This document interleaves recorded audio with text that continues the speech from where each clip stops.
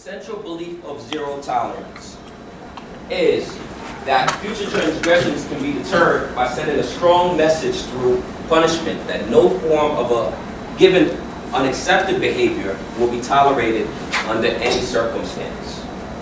Right? Sounds like it makes sense, huh? Yeah. Well, what's interesting to me is that the idea behind zero tolerance, right? Or at least zero tolerance in schools, the idea that our goal is to create safe environments, one that's conducive for learning, that keeps out violence and drugs and things of that nature, makes a lot of sense to me. I mean, as an educator, as a parent, right, as someone who interacts with many different school districts, and I'm sure it makes sense to you, right? Absolutely. And so if that's the overall goal, it makes sense that, zero tolerance policies is something that we would be interested in. No? Yeah. When you look at it from that angle, okay? But it's not what it sets out to do that's the issue. It's the application of it. It's the follow-through that's been the major issue.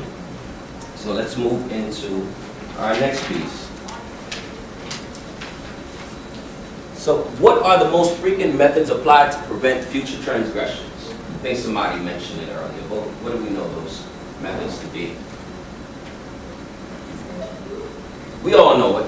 That's why we're here. Suspension, right? So you have your out-of-school suspension, you have your in-school suspension / detention, and I hated detention as a student.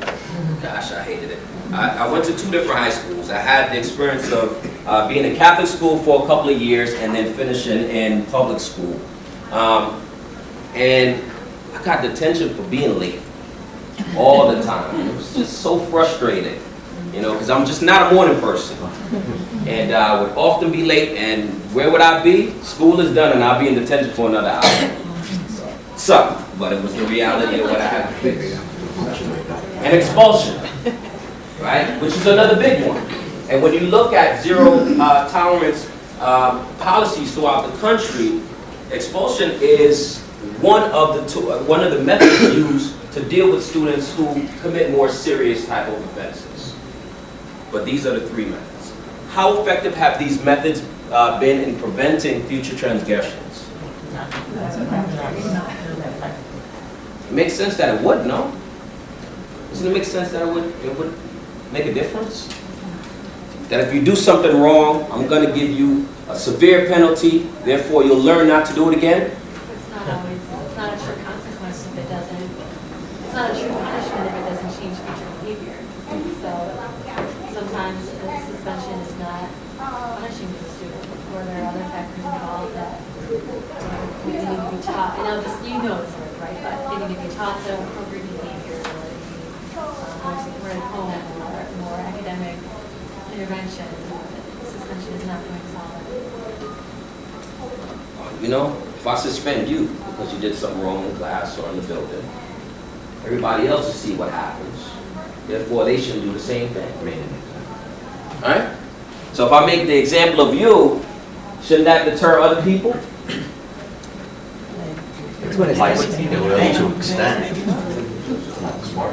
That's the hope, right? That's the hope. Now, zero tolerance, know that it didn't just start in schools. The zero tolerance that we see in schools developed out of the war against drugs in the United States in the early 80s, right? So folks thought, well, it seems to be working there. A lot of people are getting arrested, okay, and we're taking away things. It's very extreme. And we're afraid about what's happening in our schools. There seems to be a lot of violence and things going on in our schools. So, you know what? Let's adopt let's adopt this philosophy. And hopefully, it'll help to decrease the level of violence and the incidents that happen in schools. Well, I'm sure you're not surprised to know that a school district in New York State was one of the first to not only deliver but implement a zero tolerance policy. All right? You know what district that is?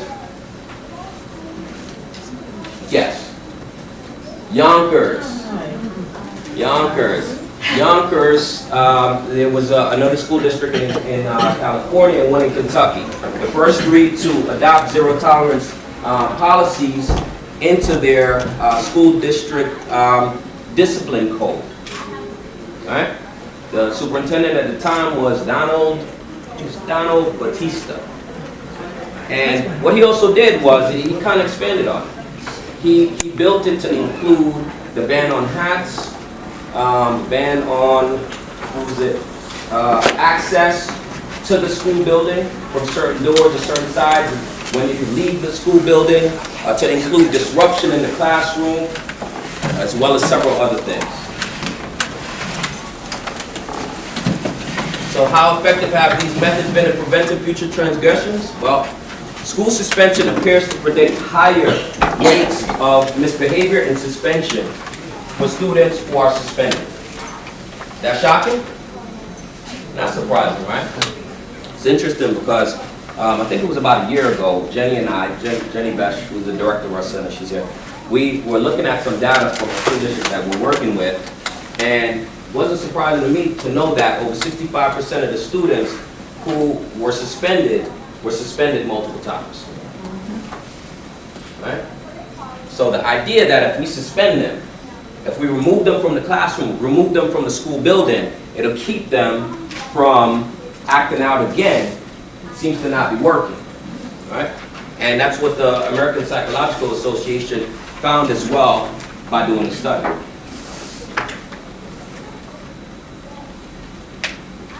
So let's think about how these methods impact our students. Now, what do you think we want the method to do for them? What do we want our young people to do when they are suspended and they're pulled out of the class? And what do we want them to do?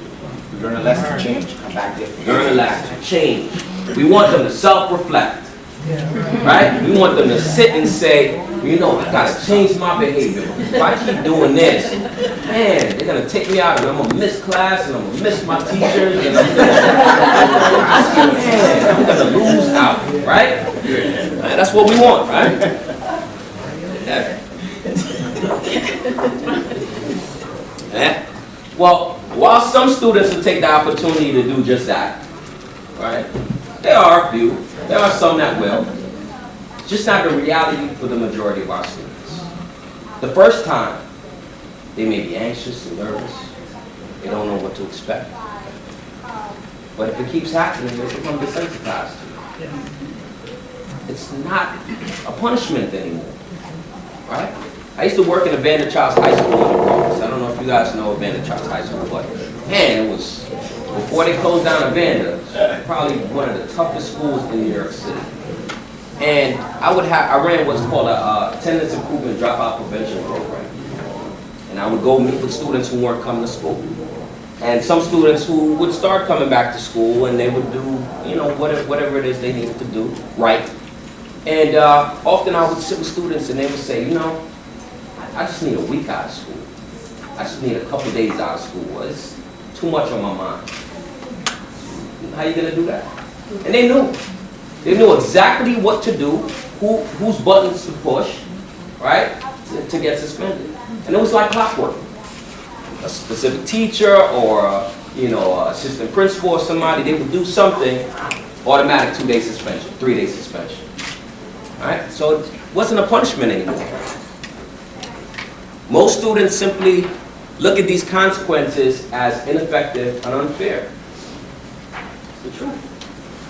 It's not effective. If I don't want to be in school and you suspend me and give me 3 days at home where I don't have to do anything but watch TV and hang out and wait till my friends come out of school, how is that even a punishment? I'm just saying. Let's look at a couple incidents that have happened throughout the country. And tell me what your thoughts are on these things. So controversial applications of zero tolerance is what I call this. What up, please? March 2002, Hurst, Texas. A bread knife was found in the back of a truck of a high school junior who had been helping his father take a load of possessions from his grandmother to Goodwill the previous weekend. The boy, an honor student and award-winning swimmer at the school, was expelled for 1 year to the Tarrant County Juvenile Justice Alternative Education Program. Said the boy's father, "It's crushing. This is for hardcore violent youth." Interesting, right? Yes. No, we'll skip that. We'll come back to that. Next one. As reported in the St. Petersburg Times, a 10-year-old girl found a small knife in her lunchbox, placed there by her mother, for cutting an apple, right? So her mother put it in there so she could cut the apple. She immediately gave the knife to her teacher, but was expelled from school for possessing a weapon. Just close your lunchbox. Interesting, right? Very interesting. Yeah, I'll stick there. Does the punishment fit the crime? Just a question. Let's move to the next one. Denver Post reported that 15 students were expelled for a full year for watching a fight between two other students. Now, I'm not saying that we should condone that, No. right? We don't need, there's plenty of boxing that people get paid for. We don't need to promote young people observing other young people fighting. But the question for me is, does the punishment fit the crime? Doesn't. Denver Post reported an 11-year-old charged with theft for taking a lollipop from a classroom jar that he mistakenly thought was free. His case spent 14 months passing through the juvenile justice system. That's what this I'm not making this stuff up. I know that. This is all the school This is when you The school district is doing this. Yes, Individual this is school. happening in the buildings and in many cases supported by the district. Oh, Does the punishment fit the crime? absolutely not. Or lollipop? Very, very interesting. Okay. Relevant research in juvenile offending has found extensive evidence of developmental immaturity, psychosocial immaturity in adolescents. That's not surprising, right? Not surprising at all. I mean, it's, you know, I just gotta look back to my teenage years. Lord, I drove my parents crazy. Because I went through what my mother's been an educator for over 30-odd years. I went through what she called crazy. That's what she called it. She said teenagers go through what's called crazy. And I did. I made a lot of bad decisions. I hung out with a lot of people I probably shouldn't have hung out with, right? I wasn't always as focused as I should have been, but my mother prayed. And somehow, someway, I was able to kind of get it together and do what it is I need to do. How you doing? Long time. Long time, long time. But our young people go through it. It's part of their development. They go through this stage that my mother coined as crazy. Psychosocial immaturity. They find that it's displayed in 4 different ways, right? So, core resistance to peer influence. Not shocking, right? Peer pressure. Kind of following your friends and doing things that they're doing, even if you know it's not good for you. Attitude towards and perception of risk. Alright? I think of the times when I jumped off a 2nd or 3rd story building. Lucky I didn't break my leg. Don't know why we were doing it, but it just seemed like the fun thing to do at the time. Alright? On top of a lot of other things we see our young people do. But again, not that fearful of risk. You don't think certain things will happen. My daughter, who's 14, she called us I think it was last week, and she said, "Dad, I can't come home yet. I got to bring my friend's book back to his house." I said, "Why?" "Well, this is when we had all the snow out there. They found something, they started to, you know, I guess snow tube or whatever they called it, and he went right into a tree, home." But she showed me the picture of this young man. I mean, stitches all everywhere, all over his face. I wouldn't do that at my age now. But as a teenager, probably sounds fun. Right? That's what young people do. Future orientation. Right? Are young people just aren't as focused as we would like them to be on what they need to do for their future? Preparing for their future. So most of our young people think about today, now.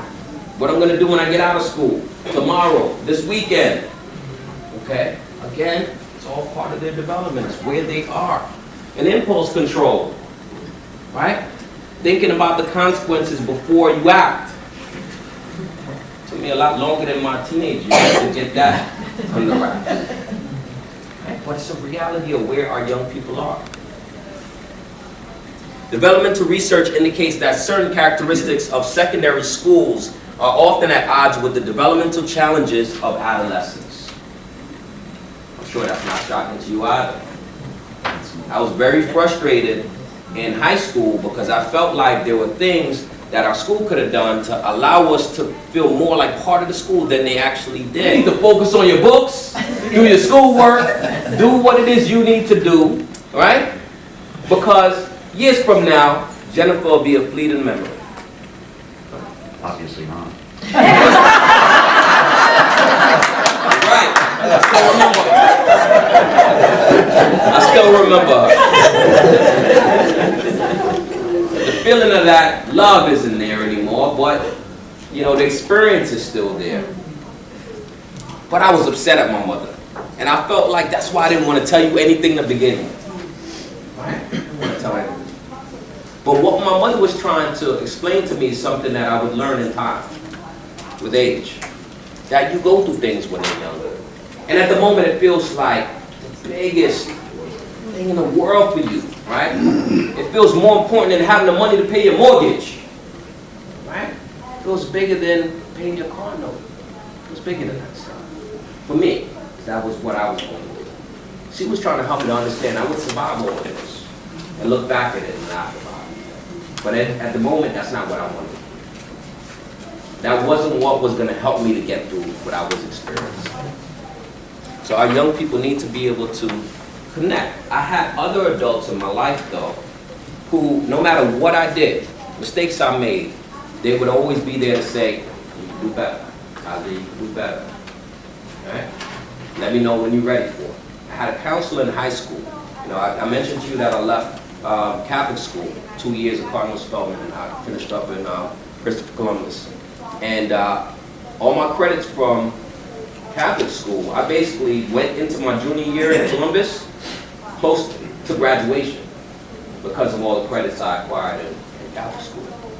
So instead of that leading me to say, do what you need to do and finish in 3 years, I said I can chill. I can sit back and relax. And I did a lot of sitting back and relaxing. And I had a counselor, for whatever reason, he connected with me. And despite whatever I went through, when I wasn't doing well, he would always call me in and say, Tajaé, you got it in you. You're one of us, he would say. I see you as a counselor. You could be that type of person. And it just always stood out to me. So when I was ready to get myself back on track, he's who I went to. He said, well, we're going to do it together. Great man. Help me. Sometimes young people need other adults in their life than their parents for support. Identity negotiation. Right? That's key. And if you're in schools, you see it. Our young people are trying to figure out who they are with respect to everybody else around them. Their peers, right? Teachers, parents, other family members, their neighborhood. It's a huge struggle trying to figure out who you are. But we push it on our young people, right? You gotta know, you got 4, you gotta figure it out by the time you get to 12th grade, because we need to know what direction you're going in. It's a lot of pressure. And academic self-efficacy, right? The idea that they should be pushing themselves, setting their goals, striving for those things, right? Having these reachable moments, right, where they can achieve certain things within their educational experience. These are all struggles for our young people. One of the things that really stood out to me as I was looking at zero tolerance and the impact of it, remember I mentioned to you that a lot of the philosophies was adopted from the war on drugs, okay? So one of the adverse impacts is that the increased reliance on more severe consequences for student infractions has increased referrals to the juvenile justice system for offenses historically handled by schools and school districts, which eventually led to the phenomenon that we coin as the school to prison pipeline. And I experienced a lot of this in New York City, because while I was finishing up school was when the transition happened and the school security officers were merged into the NYPD. Right. Now, I don't know if you all remember what happened at that time, but it went crazy. It went crazy. I mean, the police officers who used to be outside of our building, were waiting for us to do something stupid outside the building, now had the right to be in the building. And so when students had, altercations, things happen, you were getting slammed to the floor, 2 or 3 police officers on top of you, handcuffed, and pulled out the building. Initially, it was nerve-wracking. One of the things that happened to many of the students in our building is that they started to wear that as a badge of honor. So then it wasn't a deterrent anymore. It's, look at me.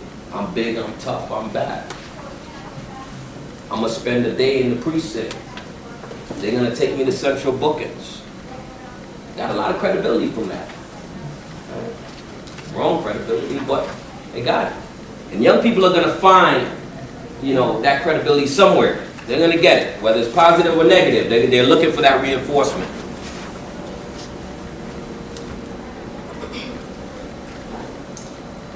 So, I say all of that to say that when we continue to follow zero tolerance as a philosophy, and that is the core basis for how we set up our discipline codes, we're not going to yield the results that we're looking for. Our young people are going to be pushed out of our system instead of accepted in and supported. Yes?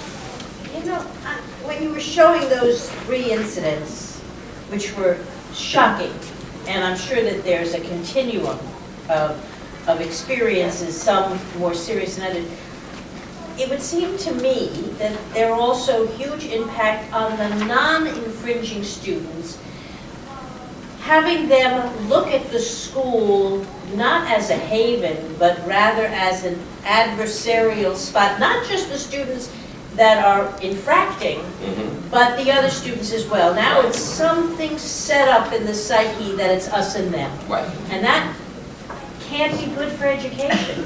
So that's what our discipline codes have been. Yeah. That's what they've been for many of our young people. And so many of the young people either find, better ways of doing what they do so they don't have to get caught, or they just become desensitized to the punishment, that we inflict on them. So what are restorative practices? Restorative practices are techniques and philosophies that can be applied in various contexts to support in both proactive and reactive ways. And that to me is what's so different about restorative practices than zero tolerance. Because most of what you get from zero tolerance policies is a very reactive way of dealing with situations that happen.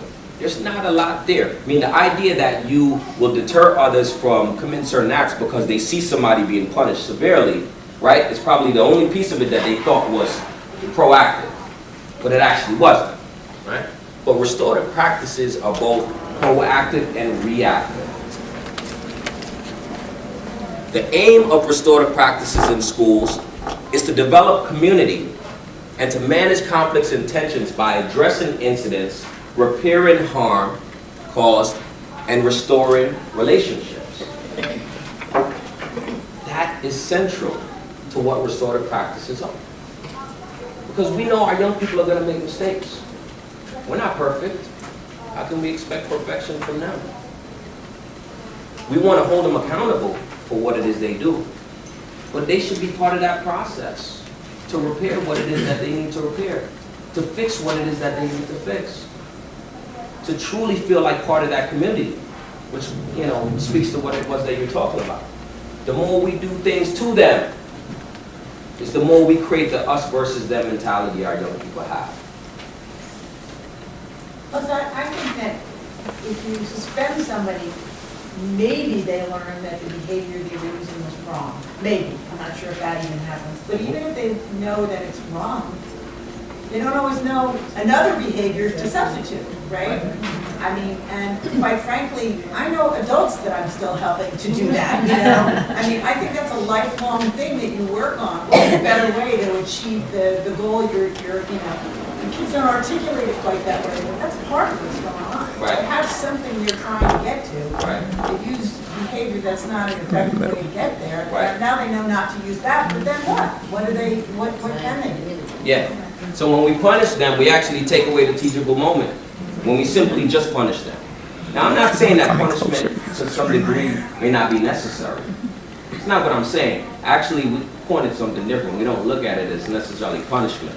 Because the idea of punishment is to inflict some sort of suffering in someone with the hope that it's going to deter them from committing that type of act again. You know, we look at it more as a natural consequence.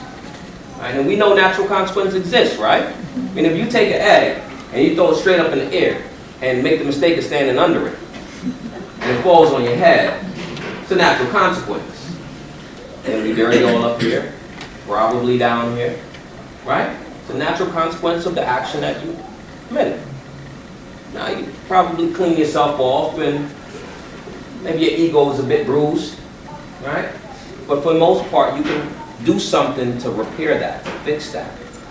Well, when we look at actions having natural consequences, we can then bring in our young people to be part of the solution, right? To fixing whatever that situation may have been. And that's the way that we need to look at it. Because if we want young people to change their behavior, they should be part of the action that helps to create that shift. So we have to move from this idea of doing things to them and figure out ways of doing things with them. Restorative techniques range from informal processes like affective statements, which are they're simply emotion type of statements, right? Some of you have learned iMessages and things like that, you know, similar to that. But they're statements that would directly help a young person to understand the impact of whatever it is they did on you by showing or helping to explain that emotion that you're feeling, right? To more formal processes like restorative conferences. In a second, I'm going to get a little bit more into that, so you know, I'll kind of talk a bit more about it. Can we jump from there into the other piece? So we're going to go into the intro to restorative practices. That's the DVD? No, because I have no audio, so I can't do that. Oh, okay, so. But the other piece. Oh, and the PDF? Yes. Yeah, I should have said that. Yeah, sorry. All right, question for everybody. Or rather, I want you to think about something before I ask you the question. So I want you all to think about the teacher who had the greatest impact on you. Think about the teacher who had the greatest impact on you. The one you respected the most. Got that person in your head floating around, still thinking about it? Keep thinking about it. I got a couple more things to think about. Page 42, something? Yes, but yeah, exactly. Hold it. What made you feel this way about that person? Think about it. What's one word that you would use to describe what was special about that person?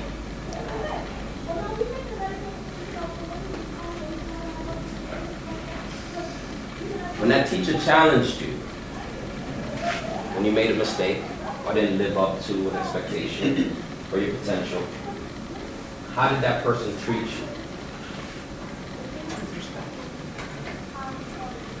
So let's hear some of the words that you have about this person. So here, respectfully, compassionate, Non-judgmental. non-judgmental, Encouraging. supportive, encouraging, Involved. Nurturing.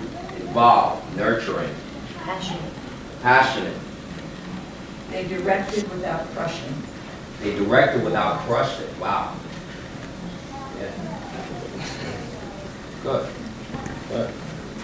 Can we jump into the next slide? It's 42, right? It's 46. 46.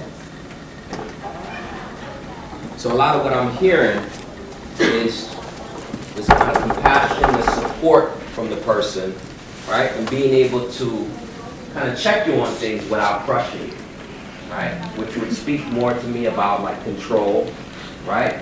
Having expectations, right? And having you live up to that. Well, This is what the next piece talks about a little bit. This is the social discipline window. And we have two axes here. You have from low to high in terms of control, right? And we look at control as limit setting, discipline. And you have from low to high in support, which we look at as encouragement and nurturing, all right? So we have the 4 different quadrants, and in a second, we're gonna talk about them. But let's start at the top left-hand corner quadrant, all right? So how would you describe it? Maybe I'll ask it a different. Think about a teacher you know who was high in control, but low in support.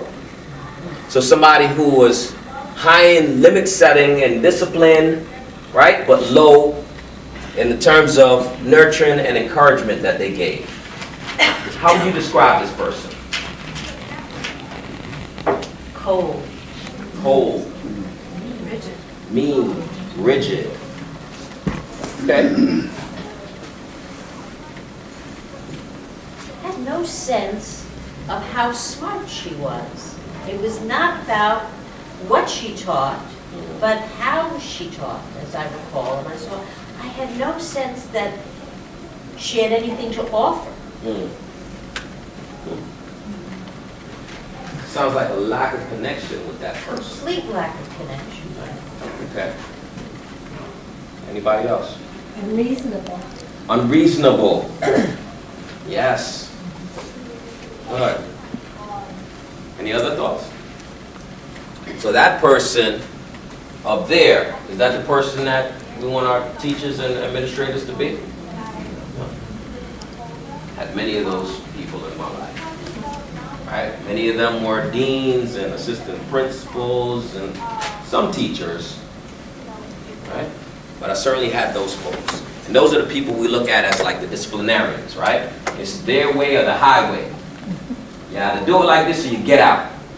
All right? Now, what about people who are, let's go on the total opposite end. What about people who are high in support, right? Which means they encourage you, they nurture you, they love you, they're there for you all the time. But they're low in control. How would you describe that person? Pushover. Easy. Easy A. Oh. I didn't get too many of those easy A's. I did. Disorganized. Wow. Anyone else? Yeah. Probably say this person is that pushover, right? Right? You can get away with anything with this individual over here. Good. And now what about the person who is low in control and low in support? Invisible. Huh? Invisible. Invisible. Substitute. A substitute.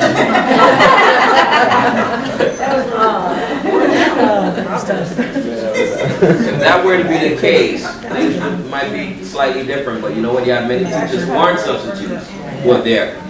Burnt out. Who are there. Burnt out. Yeah. I asked it, I was doing a training and I asked this to a group of teachers. And they said tenure. And I thought, ooh. It was a joke. You know what? I had a teacher like this. One time, it was a science teacher. I think I was probably in 6th grade. And he was about to retire. And he could care less what we did in the classroom. And he said it every single day, right? It was I get paid whether or not you guys learn, while he flipped through his newspaper. He wasn't there at all. It's like he was invisible, non-engaging. He didn't care less. He did least amount of work as possible because he knew he was leaving. And he was probably burned out. Now, what about the individual who is high in control, limit setting, discipline, right? And high in support, encouragement, nurturing, loving. How would you describe that person? Those are probably the teachers you remember. Yeah. Probably the teacher you all were thinking about, or teachers you were thinking about. Strong, clear expectations, like positive, clear expectations. They have very strong, clear expectations. They make it very explicit, so you know what the expectations are, right? They hold you to it, so much so that if you know you don't live up to it, you might not want to show up to class, right? Or you have your head down. You feel that level of shame that comes with knowing you disappointed somebody who matters to you, right? What were you going to say? I thought you had your hand. I also think that when you have people who are up in that quadrant who have a sense of discipline and control, but also support, you don't feel so much that they're controlling you, Right. but that they're controlling the environment for you. Yes. And Right. for me, that's very unique. Oh yeah, it's very different. So I think it leads to a sense of safety Yeah, in the classroom. absolutely. Everybody feels safe there. It's, I think of that as the difference of when a student is acting out and you say, you know, you sit right there, because I'm going to watch you. Right? That's uncomfortable for a student. That's the quadrant that school culture and climate needs to achieve. Absolutely. Absolutely. Where you have a school community that's at that level. Absolutely. Where we set the limits. There is discipline. There has to be. Our young people need that. Okay? What they need to experience through that stage of development is a certain level of discipline, limit setting, right? The educational advancement that they get in school, the social and emotional learning that they need. All of that is all wrapped up together. That's what our young people need. That's what's going to allow them to be productive citizens, right? 'Cause they're not going to be students in school forever. We want them to be able to live in their neighborhoods and develop relationships with people around them and be successful at jobs or running their own business, learning how to engage others, right? And school is one of the first places where they start to learn those things and develop relationships. So, you're right. That's where we should be. So I'm just thinking this is like the hook for a lot of educators out there, some that feel like, but there has to be something done. What do we do when the student does this? We have to do something. And I think in my experience in my job, you have to sell it to somebody, right? This is, I think, the hook. You're still setting limits. Right. You're still doing something about it, but you're doing it with that. Absolutely. Absolutely. Can we go to the next slide? Just click 47. Yeah, that's the idea. Because if we look at the individual who's high in control and low in support, they're very punitive. They do things to students, right? So that's what creates this us versus them mentality. You know, Mr. So-and-so, he doesn't care about us. All he does is suspend us. He's always pulling us out of class, you know, putting us in school suspension, right? He doesn't want us to be here anyway, right? That person is very punitive. And the person who is high in support and low in control, right? While that person may be loved by the students, they're not really benefiting the student or students. They're permissive. They're not checking you when you need to be checked, which is important. It's when you have a blind eye to some of the things that you see. You know, how often I walk into school buildings and I hear students having the type of conversation with all type of words in there, and I'm saying to myself, I just saw 3 or 4 teachers walk by and act like it didn't even happen. I wouldn't tolerate that.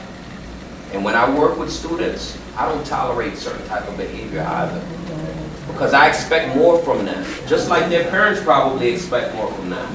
And so they have to live up to that. They have to know what it is, and then they have to live up to it. And I have to check them when they don't reach it. Right? And those people who are neglectful. You know, the teacher that says, I get paid regardless of whether or not you learn. That person is just not doing anything at all. It's probably the person who's walking in the hallway and they don't hear anything. Because they have the blinders on and it's like, I'm going straight to my classroom and that's it. I won't engage with students in the hallway at all. Right? These are the folks that they're either burnt out, they may have gotten into the wrong line of work, whatever it may have been, but they're not as effective as they should be. We want the folks that you all were thinking about. Right? I had a teacher in 7th grade, man, Mr. Mackey. Mr. Mackey. This man. So now, let me give you the context. So, young, African-American, young man, 7th grade. We start out the school year. Majority of our class, 90+% of our classes, either Hispanic or African American, African descent. And we have this young white teacher comes in, Mr. Mack. Smile from ear to ear, a big Kool-Aid smile. So glad to meet you. I'm Mr. Mackey. Let me tell you about who I am and my family. And we're all sitting there like, we don't care. And this man would come in every day and have something to say about his family. He would even come in after the weekend and say, man, I had a tough weekend. The baby was sick all weekend. And this is a couple of weeks in, and we're looking at each other like, why does this man keep telling us about his life? Like, we don't care. It's not what we want to hear about. He just kept doing it. And he did it in a couple months in. We're all sitting there eager. Now we want to tell our stuff, right? So he's telling, oh man, I had a tough morning, traffic, blah, blah, blah. And we're all waiting to say, oh, Mr. Mackey, I did this weekend, and this is what happened. And before you know it, it was part of our homeroom. And what he was doing was he was building this connection with us all. We didn't know that, but it's what we were experiencing. And Mr. Mackey made such a connection with everybody in that class that even the toughest kids in the class would respond to Mr. Mackey in ways they wouldn't respond to any other teacher. So much so that if another teacher had an issue with someone in the class, they would call Mr. Mackey. Mr. Mackey would be able to get that person to calm down and do what they have to do. And not even in a mean way, but just by engaging that person. Phenomenal. We just had a reunion dinner with Mr. Mackey about a year or two ago. He left actually after that year and went on to teach teachers how to teach. So remember I showed you the video of him in the university? Phenomenal man. So we met with them after 20 years. We met with him. And it was just great to talk about what we're doing and the impact he had on so many of the students. We had about 15 students from the class show up to that dinner. That's how much of an impact this man made. But Mr. Mackey was there. He got it. He wasn't going to be deterred because we didn't want to connect with him in the beginning. That was our experience. We didn't have many teachers who wanted to connect with us. You were a teacher. If I saw you in the supermarket, I was surprised. And if I saw you with a child, you're a mother?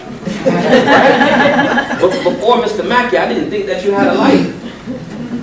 Because you're just a teacher. You're my teacher. You're my 6th grade teacher. You're my 5th grade teacher. That's who you were. But Mr. Mackey was able to bring in that human element. And it made all the difference for us that year. So that's where we want our people to be. In the WIC box. Because when you do things with students, they not only feel better, they not only feel like part of that community, they're more willing to change their behavior. Right? Even when there is a consequence that needs to happen. And times there will be consequences that need to happen. Young people are more willing to accept that consequence when they feel like they were part of the process. And they clearly understand what needs to take place and why. But that wasn't what I experienced, and it's not what most of our young people experience. How often do you sit down with a young person or hear from a young person that they sit down with a principal or assistant principal or dean or someone and they just keep their head down and they're just waiting till the meeting's done so they can walk out? Because no one at any point says what was happening to you, what was going on for you, what have you thought about since, what is this experience like for you? Even what happened? Yeah, this framework could be used for those that are involved in rewriting the code of conduct for a district to basically look at this framework and see what you're writing and which quadrant are you really writing to. Yes, absolutely, absolutely. But bigger than that, when you're writing this, how much of these not just policies, but how much of these meetings or whatever it may be include our young people? And how much does it include our young people? Are we doing things to them or are we doing things with them? Yeah, absolutely right. Yeah. The interesting thing to me, though, about Mr. Mackey in that story is that he said a climate, and that was what was so critical that wasn't a disciplinary intervention. He said a climate that established a lot of relationships, and that was what helped control behavior. Absolutely. And I knew a principal that was in one of the toughest alternative schools in the city and very heavily gang-ridden school. Every day he stood on the front steps, looked at every kid coming into his building to gauge the mood of this kid. And if this young person looked distraught, unhappy, traumatized, pull him away. Pull him out of the mainstream right away and said, hey, what's going on with you today? Yeah. And it's the same thing that Mr. Mackey did. So it could happen in the classroom, it could happen in the building, that's when the problem behavior occurs. And that's why we point out that restorative practices is both proactive and reactive. The same things you can do to be reactive, you can do to be proactive. Yes. And I would just add to that, as what you're saying about engaging, it's not just engaging the child, it's engaging the family. Yeah, absolutely. And as we get into the next piece, I'll talk a little bit more about that. Can we jump back to the PowerPoint? Sure. Go to the next page.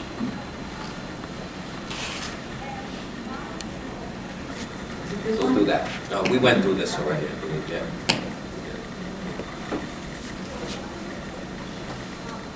All right. So let's talk a little bit about the restorative practices continuum. Because these are different type of things that you can do to address things, to build relationships, to connect with students in the classroom or just in the school community in general. And they span from informal to formal, more formal processes. And as you go down, it'll include more people.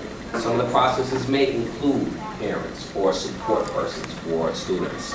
So the first one is, and I think I mentioned this a little earlier, the affective statements, right? The feeling statements. And this is so key and important. I was working with a middle school a couple of weeks ago, and I think I was telling Jenny, I haven't trained in middle school in a long time, so I forgot the level of energy, right? I do a lot more work now in high school, so, but I get the energy, I know where it's coming from, and, I only have a couple of days to train them to be peer mediators, right? This was a peer mediation training.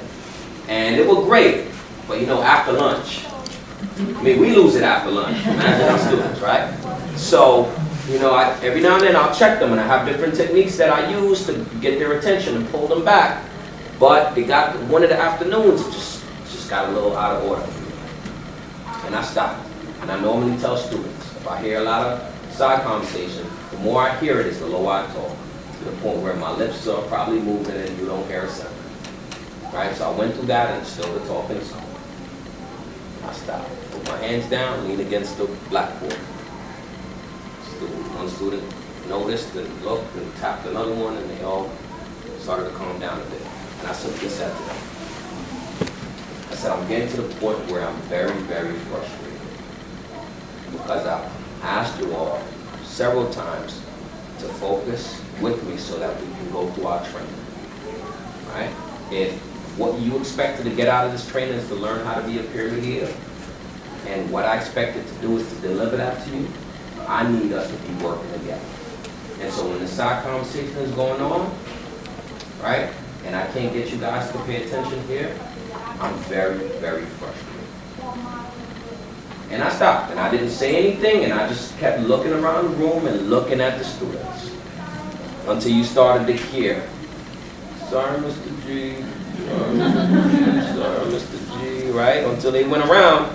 And I didn't ask them to all apologize, but the pressure of the person next to you apologizing led to the next one apologizing. And then every single one of them apologized. See, because when you give an affective statement, you help the student to understand how their behavior is directly impacting you. You also help to build empathy. You want them to be able to understand how they impact others, right? One of the core pieces in restorative practices. When people understand how their behavior impacts someone else, they kind of go to this aha moment, like, wow. They can also think, wow, how would I feel if that happened to me? Okay? Yes? It's also interesting because you use a word that they use all the time, frustrated. Yes. So rather than applying something on top of them, you connect with something that they feel. If Right. you know they know that word. Oh, yeah, absolutely, absolutely. And probably a feeling they have a fair amount, so if they know what that feels like, they can taste it. Absolutely. Yeah. But again, the goal is to help a young person or help young people understand how they need this impact. Right? That would be an effective statement. Go into it. Affective questions. And this is just as important. But this is when you may engage the young people and ask them questions. You know what, let me pass out.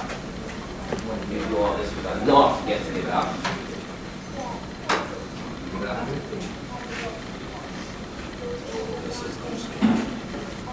And these are some cards developed by the International Institute of Restorative Practices.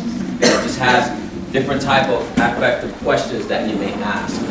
But you know, you may have an incident where, let's say 2 young people are talking in the back of the class. And you check them and they stop and they start talking again. Right? At some point you may want to go over there and have a conversation. You give your affective statement and then you ask them some questions. Right? How do you think your behavior is impacting others in the classroom?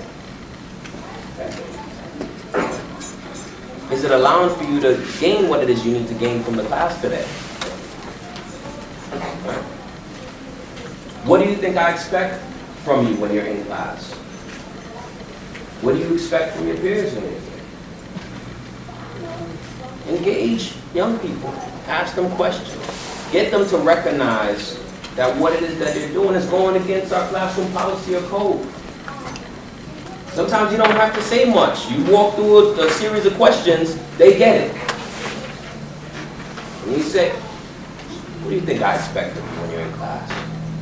To pay attention, Mr. G, to follow direction, to do my classwork. Okay. So let's get to that point then. Let's forget about what just took place. Let's get to the space now where you can do just that. So that you get everything that you need to get from this class and I can deliver everything that you expect from me. That's it. Alright? It's left behind. Now we can move forward. Alright? So affective questions are very, very important. And you could just ask a series of questions. Sometimes we feel as adults we need to always talk to our young people. A lot of times we don't. We can just lead a series of questions and go through a conversation with them. Get them to kind of give the information that's important. The next piece. Then you have the small impromptu conferences, right? Which, again, it starts to get a little bit more formal, but not as much. The level of formality is really where you might pull students out and you might have a conversation with them outside of the entire classroom, right? Now this is one of the things that I get pushback from teachers on a lot. And many teachers will say, but I don't have the time to do that. And I get it. I get that you have a small window of time to teach a lot of things. Hence today. Here for an hour, trying to get a lot of information in. It's challenging for our teachers. But you know what's even more challenging? It's more challenging when you go the entire semester or the entire year, having to deal with that behavior over and over and over and constantly. And over time, you lose more time than if you would have just carved out a bit of time early on to address that incident, situation, behavior, whatever it may be. So sometimes you have to figure out how to utilize your time so that you gain more time throughout the entire year or semester or whatever it may be. And so this might be an incident where you find that 2 young people are having words back and forth. You don't know exactly what's going on. You don't know the nature of the conflict, but you know there are words going on. And it's getting to the point where they're upset and they're heated. You might go to them and say, I understand, I see that something is going on. I don't fully understand it, but I do want to understand it because it's also impacting what's happening in the class. So we want to address it now. I'm going to ask that you both kind of refrain from what it is you're doing, but at the end of class or lunch period, I want to meet with you all. Thank you. And you meet with the students, Ask them questions. You got two different sides here, right? You got the question 1 and you got the question 2, the side 2 rather. So, side 1, questions are very simple. So what happened? It's no different than what we would ask in mediation. Yeah? You give the young people the space to kind of talk about what it was that they experienced, right? What were you thinking at the time when it happened? What have you thought about since? Who has been affected by what was done? Again, just helping them to think through the situation that it was that they experienced. Ultimately, we want to talk about what happened, who was harmed, and how do we repair it. Right? We want to repair it. We want to put it behind us so that we can move forward. So that's what a small impromptu conference would be. It would be a couple of students. Could be with a student and a teacher. You know, I certainly think that there are times we need to have conversations with students and teachers. And we've been fortunate that at least in one of the school districts that we work in, our numbers have increased in terms of the student-teacher type of mediations, which I think is commendable, to say the least, for our teachers. Let's move to the next one. Group or a circle, right? This is something, again, this is one of those things that, to me, should happen proactively and reactively, all the time, right? And normally when you have a circle, let's say if you're going to have a circle in a classroom, set it up as a circle. Circle has a lot of meaning.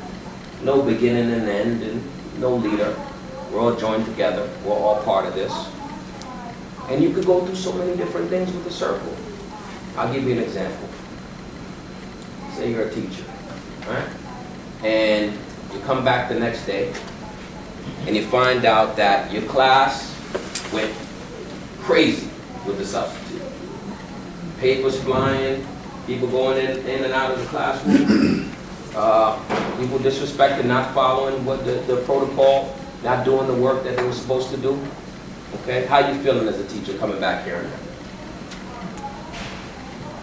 Maybe you feel disappointed. Okay. Reflection of your class. You feel like a parent that you haven't prepared your students well. Right.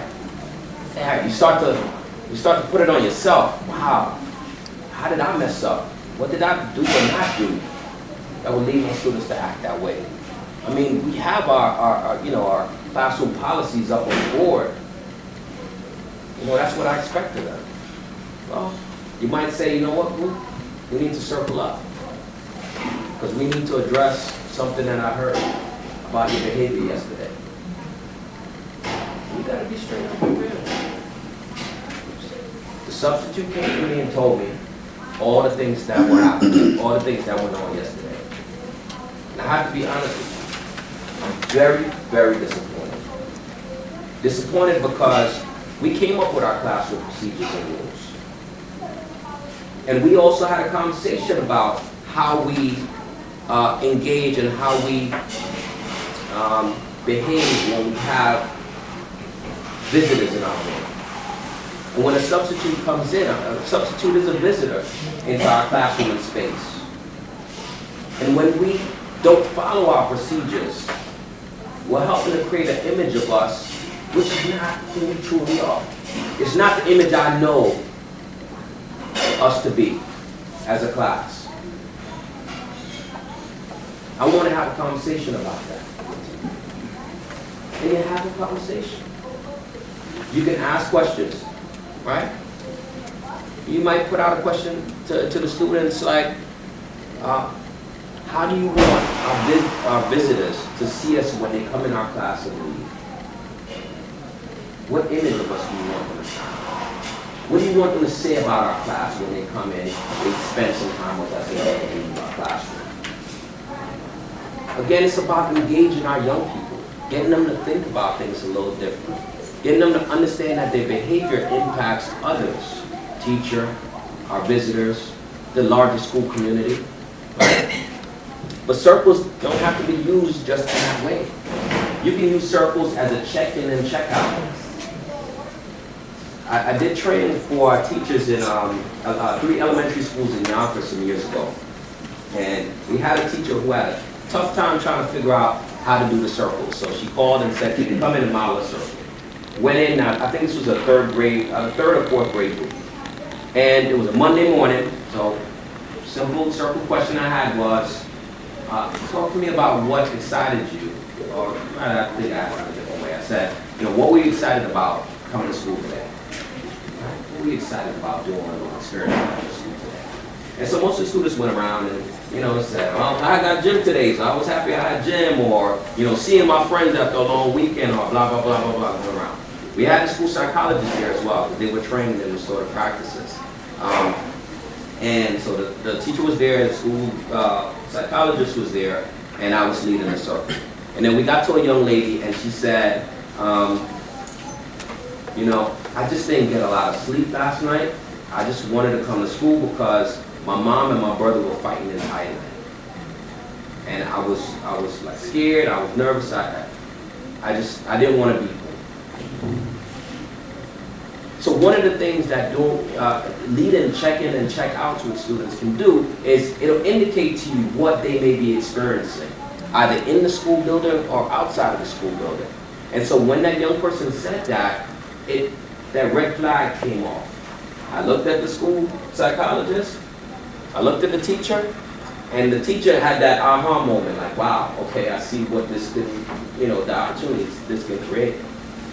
And so when we were done, we talked about that, and the psychologist said that she was going to check in with the student, kind of see what's happening, what's going on, to make sure that she's safe going home, that everything is okay for her. So you can use circles to do so many different things. You may have the reverse of the first scenario that I gave, where the students did great with the substitute. Phenomenal. You came in the substitute and saying, wow, you have a great class. They did everything they were supposed to. They're very respectful. So you know what? Do a circle to acknowledge what you heard. Right? I just want to say to you, class, that the substitute came to me and gave me a report that made me so proud about you all. I'm glad to know that everybody respected our visitor, because it does impact how people see us. And I believe we're the best class in the building, right? Teachers say that all the time. Right? You have the right to be proud of your students, right? And let them know you are. Or let that student who's doing something different than what they normally do know. You see it and you acknowledge it. Again, that's important for students. So you can use circles in that way. And then the last process is more of a formal conference. Now, formal conferences are usually done when the incident is a bit more severe, right? And I wanted to show you an example of one, but I don't have any audio, so it's not going to help you. You can read it's not the same anyway. But a formal conference would include the student who committed whatever act it was, right? The people who were impacted by that behavior. It may include a school counselor, administrator. It should include a support person for that student, which could be a parent, a coach. Again, somebody who has connection to that student. You want to have some of those folks sitting in the room. And you have a facilitator, somebody who's going to lead the process, who's going to ask questions. Get people to kind of talk about the experience. Again, with the goal of talking about what happened, right? Who was impacted, right? So what harm was done, and what we need to do to repair it. And that question shouldn't just be tailored to the adults in the room, which is what we normally see happen in processes tied to a zero tolerance, but that question needs to be asked to that young person as well. Right? So the formal conference would include all of these people, and our goal is at the end to figure out exactly what we need to do to go forward. There may be consequences that need to be tied to it. Not saying there's not, right? Because there may be certain policies or procedures in the school or district that you still need to adhere to.